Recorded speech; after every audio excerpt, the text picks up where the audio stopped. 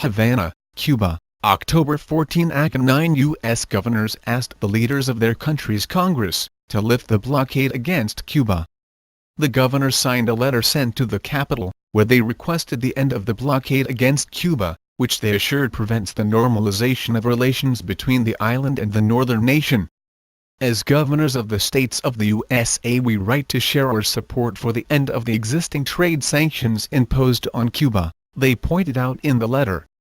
The signatories, Robert Bentley, Alabama, C.L. Otter, Idaho, Steve Bullock, Montana, Edmund G. Brown, California, Mark Dayton, Minnesota, Thomas Wolfe, Pennsylvania, Peter Shumlin, Vermont, Terrence R. McAuliffe, Virginia, and Jay Inslee of Washington, said it is time for the U.S. Congress to take measures and remove travel restrictions, financial restrictions and other conditions that prevent normal relations and trade with Cuba. A sustainable business relationship cannot be limited to a sector or include transactions in only one direction, they said.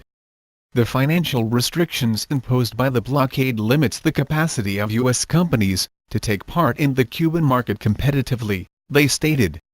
In the text, the U.S. politicians expressed to their country's Congress that despite the fact that companies related to agriculture and food sector can legally export to Cuba, it is a one-way path. Cuba has to pay products in cash, in advance, and it is prohibited from using dollars in such transactions.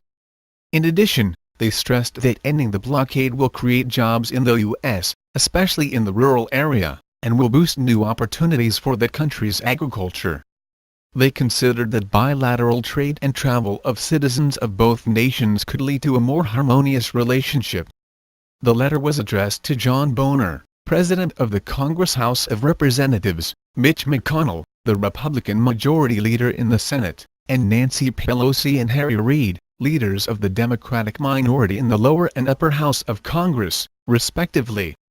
Now we ask you and your colleagues in the House of Representatives and the Senate to take significant steps to support trade with Cuba and completely lift the blockade, they asserted before signing the text. This initiative adds to the repeated calls made by President Obama and senior members of his cabinet since last December 17 for Congress to favor the lifting of the blockade against Cuba.